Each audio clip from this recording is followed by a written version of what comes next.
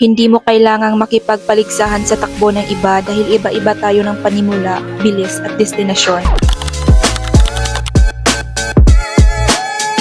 Hello everyone, it's Mommy L and today is uuwi kami sa bahay namin kasi birthday ni Lola at doon daw sila magse-celebrate sa 71st birthday niya. Pero bago yan ay bibili muna tayo ng cake para kompleto ang birthday ni Lola. Actually, matagal na tong video na to, August 25 pa at ngayon ko lang talaga naisipan i-voice over kasi sayang din tong mga videos ko dito kung hindi ko naman i-post kasi nga pinaplan ko na mag-document ako ng mga life happenings. Kasi magiging memories na lang din naman ito, so let's cherish every moment na lang. So dito na nga kami sa City Mall. Dito sa Red Ribbon kami bibili ng cake kasi dito lang malapit. After ko pumili ng cake, so ayun, binayaran ko na. Grabe, sobrang mahal ng bilihin ngayon. Hindi pwedeng isa lang ang source of income mo. Ang mahal ng cost of living dito sa Pinas, tapos yung sweldo mo, sakto lang para hindi ka mamatay.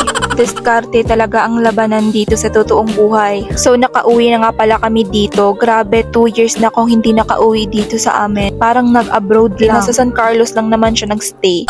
So eto si Lolo at Lola, ang birthday girl natin ngayon.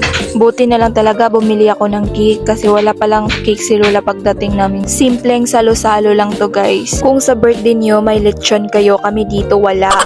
Wala tayong pang lechon, alangan naman pilitin natin. So kung anong meron, yun lang. Huwag na natin nahanapin yung wala.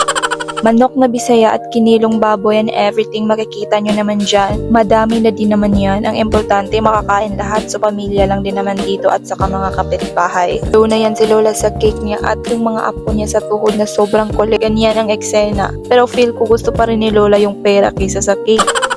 At syempre, hindi mawawala yung inuman nila. Nature na yan. Kahit walang okasyon, may inuman pa rin.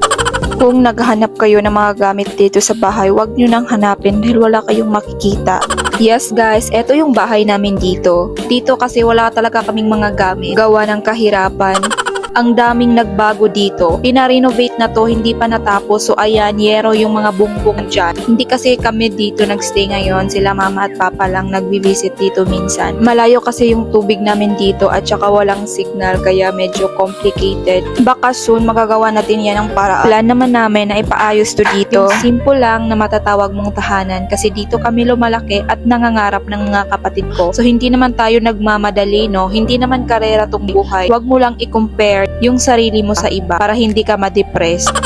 Ika nga sabi nila, focus ka lang sa journey mo. Hindi mo kailangang makipagpaligsahan sa takbo ng iba dahil iba-iba tayo ng panimula, bilis at destinasyon. Ang mahalaga ay patuloy kang umuusad kahit pamaliit ang bawat hakbang. Pakinggan mo ang sarili mong pangarap, hindi ang ingay ng paligid. Kapag nakatuon ka sa sarili mong landas, mas malinaw mong makikita kung saan ka talaga patungo. At doon nagsisimula ang tunay na tagumpay. So ayun guys, hindi na kami nagpapagabi doon sa bahay at umuwi na kami. At sana may matutunan kayo dito.